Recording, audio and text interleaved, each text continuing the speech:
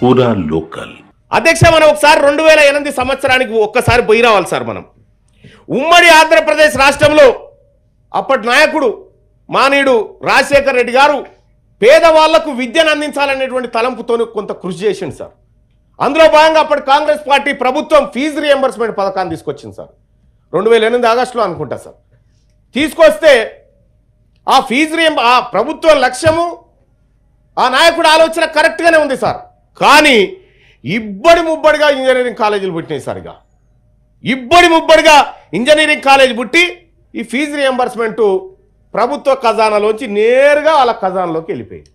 ఈ పోరగాళ్లకు అందులో ఫ్యాకల్టీ సరిగా ఉండరు, చదువు చెప్పే సార్ ఉండడు, అందులో చదివిన పోరడే సీనియర్ పోరడు జూనియర్కి చెప్పాలి. ఈ పరిస్థితిలో కొద్ది కాలేజీలు మినహా దాదాపు ఎక్కువ కాలేజీల్లో పట్టాలు పొందుకొని బయటకు వచ్చినటువంటి పిల్లలకు స్కిల్స్ లేవని మన ప్రభుత్వమే చెప్తా ఉంది సార్. ఆ స్కిల్స్ నేర్పించాలని యూనివర్సిటీలు కూడా పెట్టుకుంటా ఉన్నాం.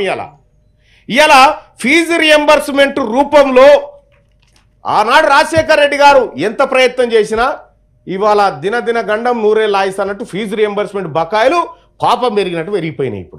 ఇప్పుడు వాటి కోసం పాపం చాలామంది ఇంజనీరింగ్ కాలేజ్ వాళ్ళు అందరూ కూడా ఆవేదన వ్యక్తం చేస్తూ ఉన్నారు ఆ ఫీజు రియంబర్స్మెంట్లు అని.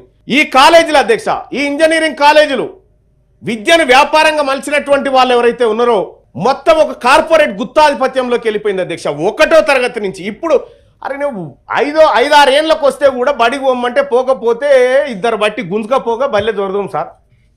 అట్లుండే పరిస్థితి.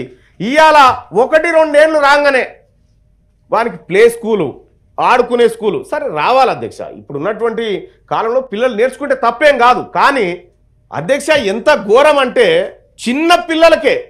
చిన్న పిల్లలకే నేను మా పాపను ఒక దగ్గర పంపించిన సార్. అప్పుడు అంగన్వాడీలో చేర్పిద్దామంటే 3 ఏళ్ళు ఉండాలంటే నేను చేర్పే అవకాశం లేకుండే సార్. 3 ఏళ్ళ వయసు ఉండాలంటే ఓ ప్రైవేట్లో చేర్పించిన సార్. ₹1,00,000 అయినాయి సార్. ₹1,00,000 అయితే అలాగే తీసేసిన సార్. ఇవాళనే మొత్తానికి మళ్ళీ ఏమన్నా వస్తాయంటే ఏమీ రావు సార్. పిల్లలకి ఏమీ రావు. ఏదో మన పిల్లలు ఎగిరేది దుంకేదో వీడియో తీసి పంపిస్తారు తల్లిదండ్రులు అది చూసి. మనం పోగానే సార్ మళ్ళీ ప్రైవేట్ స్కూల్లో ఎట్లుంటుందంటే సార్ పిల్లగాడు మంచిగానే ఇప్పుడు రికవర్ అయ్యింది అని చెప్తాడు సార్. ఎందుకంటే ఫీజు కట్టాలిగా. రికవర్ అయ్యింది ఇప్పుడు మంచిగానే వస్తుందని చెప్పి చెప్తారు సార్.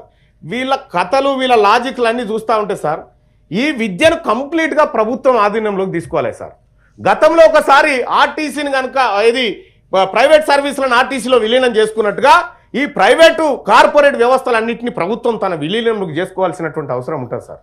ఎందుకంటే ఎన్ని వేల కోట్ల ఒక్క ఇంటర్మీడియట్ విద్యలోనే 9,625 కోట్ల రూపాయల దంద చేసిరు సార్ ఒక ఏడాదికి. ప్రభుత్వం ఈ బిజినెస్ చేస్తే మస్తు పైసలు వస్తాయి సార్. హాస్పిటల్స్ విద్యారంగం కంప్లీట్గా ప్రైవేట్ గుత్తాధిపత్యంలోకి మారిపోయింది సార్. పేదవాడికి చదువుకోవాలన్న కోరిక కలిగిన తర్వాత ప్రభుత్వం విద్యను నిర్లక్ష్యం చేసింది సార్.